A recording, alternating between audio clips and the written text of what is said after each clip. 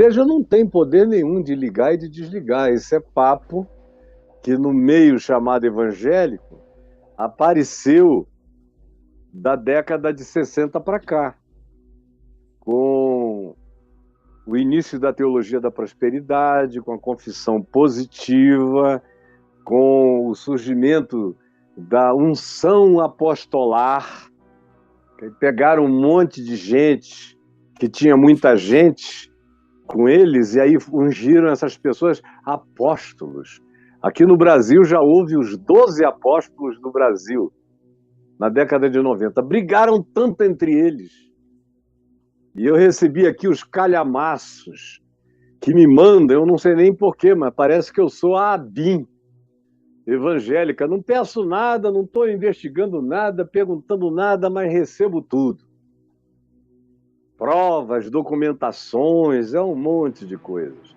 E eu vi aquela coisa horrível, aqueles supostos apóstolos do Brasil. Cadê eles? Você ouve falar nos apóstolos do Brasil? Sumiram, evaporaram, assim como do vapor vieram, ao vapor voltaram. Ficaram só essas nomenclaturas de Araque, apóstolo fulano, apóstolo Beltrano, tudo de Araque, apóstolos de nada. Não tem mensagem especial nenhuma de Deus para levar para povo nenhum da terra. O apóstolo, a palavra apóstolo, significa, semelhantemente ao anjo, o mensageiro, o representante que fala por quem o designou. E aí, nesse sentido, nós tivemos apenas os apóstolos que tivemos no Novo Testamento. Depois disso, houve pessoas, especialmente no primeiro século, que foram consideradas apóstolas por uma outra razão. Porque elas levaram a palavra do Evangelho para lugares aonde antes o Evangelho nunca tinha chegado. E aí, por exemplo, você tem pessoas que foram designadas, ainda no ambiente do Novo Testamento, como apóstolos e apóstolas. Gente como Priscila, Áquila, você lê especialmente aqui em Romanos 16, aqueles que Paulo chama de apóstolos e não fazem parte, não figuram no protagonismo dos apóstolos, assim considerados como aqueles que receberam o mandato de falar em nome de Cristo, completando o significado das interpretações do que Jesus tinha falado nos evangelhos, e eles supostamente tinham andado desde o início, por isso podiam pelo menos repetir as informações com idoneidade para as gerações seguintes. Esses eram os apóstolos. Hoje em dia, o apóstolo é o Novo Testamento. O Novo Testamento carrega o que Jesus ensinou, fez, mandou, encarnou, gestuou. E o apóstolo é Jesus. Como diz o escritor de Hebreus, ele é o bispo e o apóstolo das nossas almas. Como também ele é chamado de o guia das nossas almas. Traduzido para outras línguas seria o guru, o mestre, o rabino do nosso ser, só que de uma maneira absoluta, total. Ele é o apóstolo. Dele é a palavra, dele é a mensagem. E os que, enquanto a gente não tinha o registro feito aqui, nós contávamos exclusivamente com a memória daqueles 12 apóstolos e de Paulo, que não conviveu com Jesus, mas foi quem melhor do que os apóstolos entendeu o Evangelho e o aplicou aos seus dias de maneira incomparavelmente superior a qualquer outro apóstolo. Então, apóstolo, no estrito senso da palavra, segundo os próprios apóstolos originais, eram aqueles que tinham andado com Jesus desde o princípio, ou então aqueles de uma segunda geração que tinham ouvido praticamente ainda de primeira mão.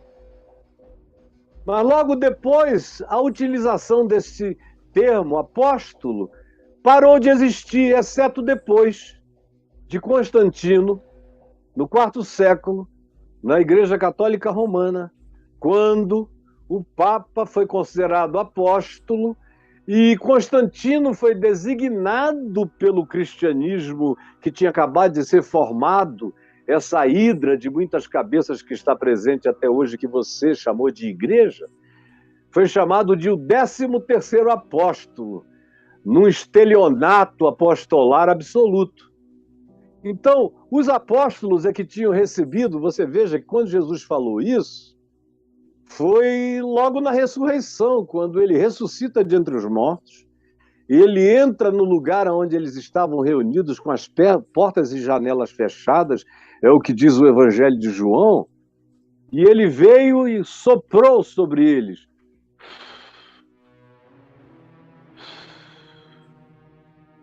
E disse: recebei o Espírito Santo. Aquilo que ligardes na terra terá sido ligado no céu, e o que desligardes na terra terá sido desligado nos céus. Aí, dos anos 60 para cá, no século XX, esses grandes deturpadores do significado original do Evangelho inventaram essa geração de apóstolos. Chegou um tempo que tinha mais apóstolo do que crente, para todos os lados. E os apóstolos mais fajutos do que os camelôs das praças públicas, carregando esse termo e essa expressão sem nenhuma propriedade. Todos esses que estão aí, eu digo, e se vocês quisessem, eu diria os nomes de todos eles, é que eu não estou aqui para ficar provocando gente com pessoalizações. São todos esdrúxulos e fajutas, não são apóstolos de nada. Apóstolos de quê? Da marcha para Jesus com revólverzinho? Apóstolos de quê? Do reino de Deus é que não é. Ligando o quê? Tudo que eles ligam se desliga.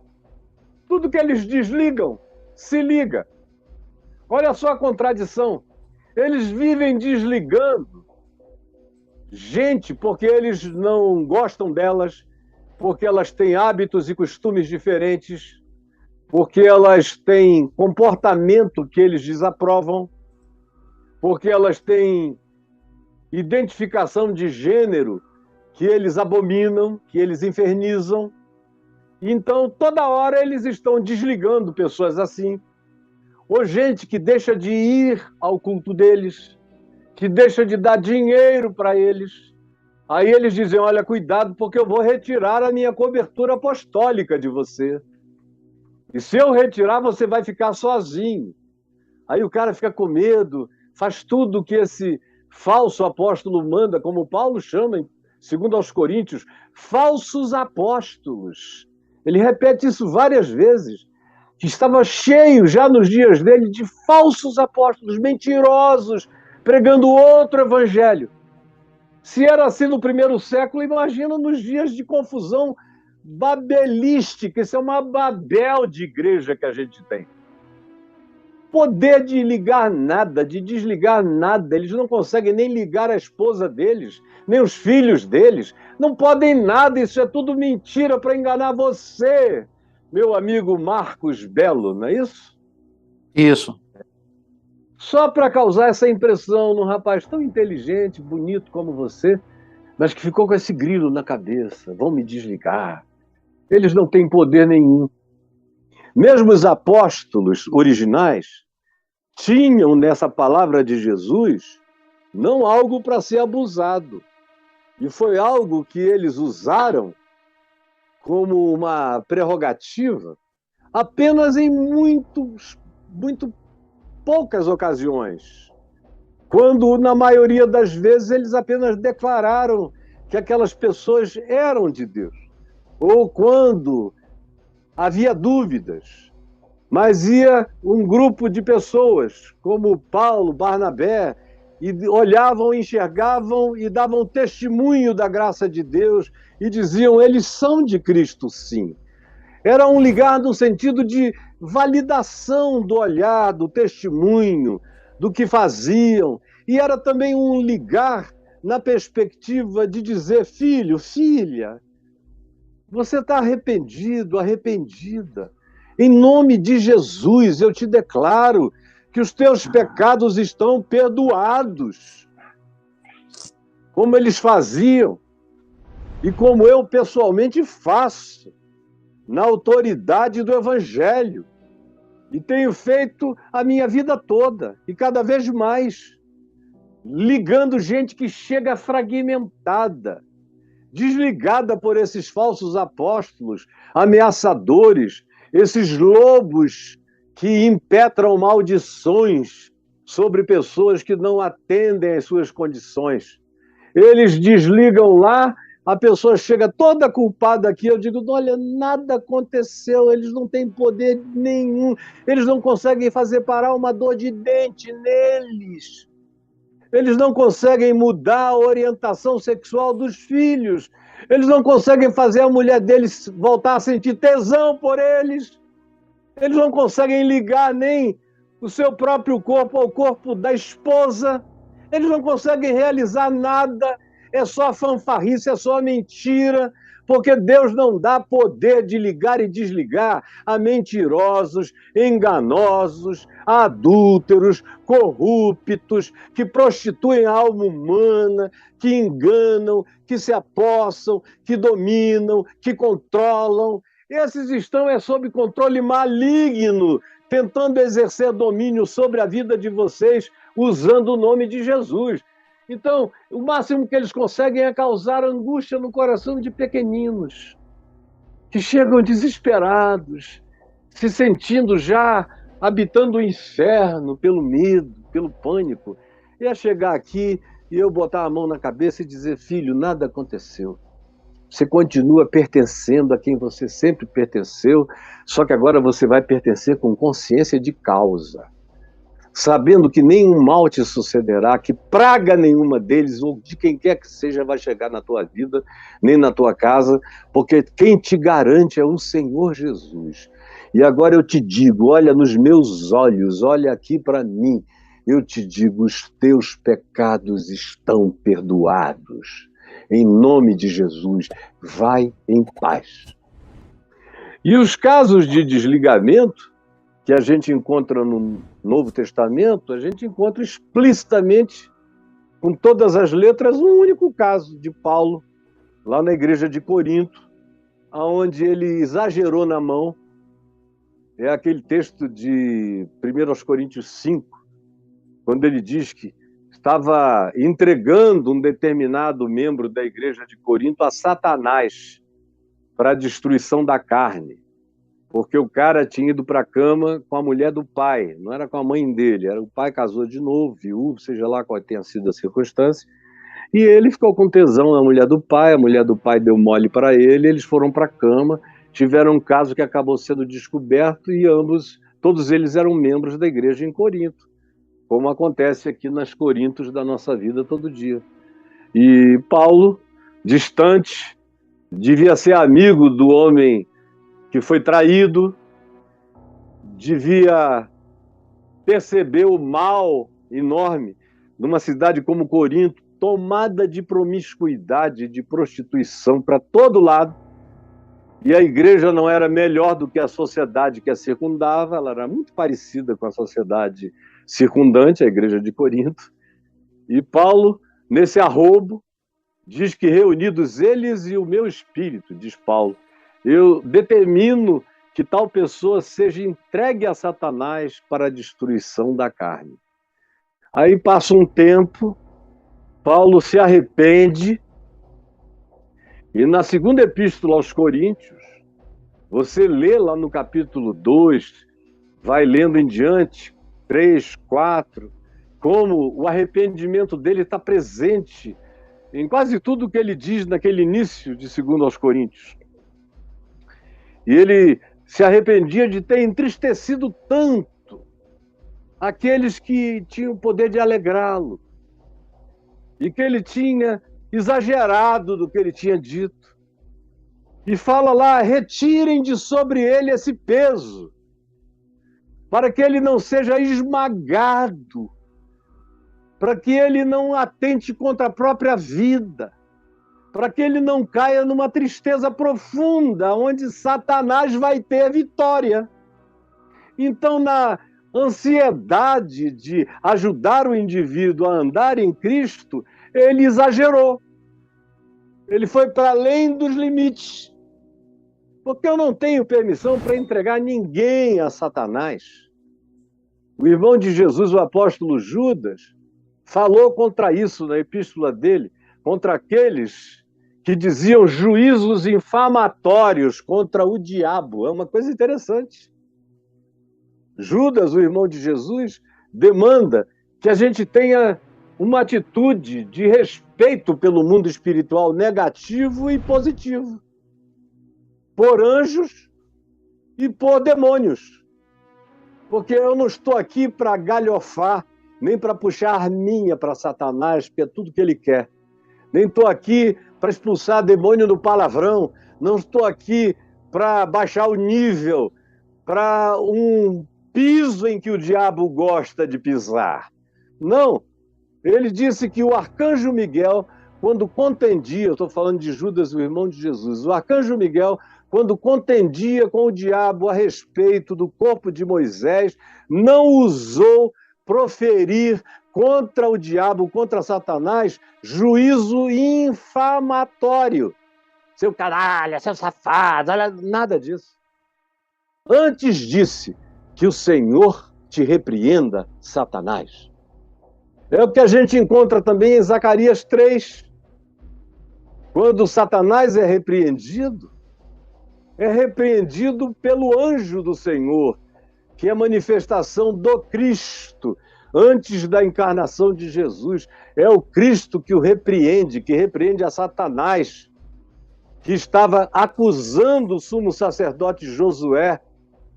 E o Cristo presente, o anjo do Senhor, repreende a Satanás e diz: porventura não é este um tição que eu tirei do fogo, um pau preto queimado, mas eu não deixei ser extinto, mantive a brasa da vida nele.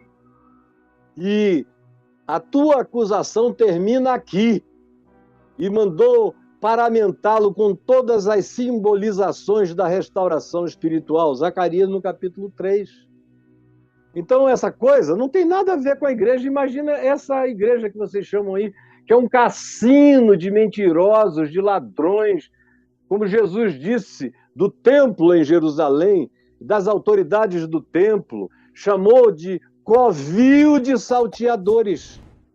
E aqui é muito pior do que estava lá, está horrível esse negócio aqui.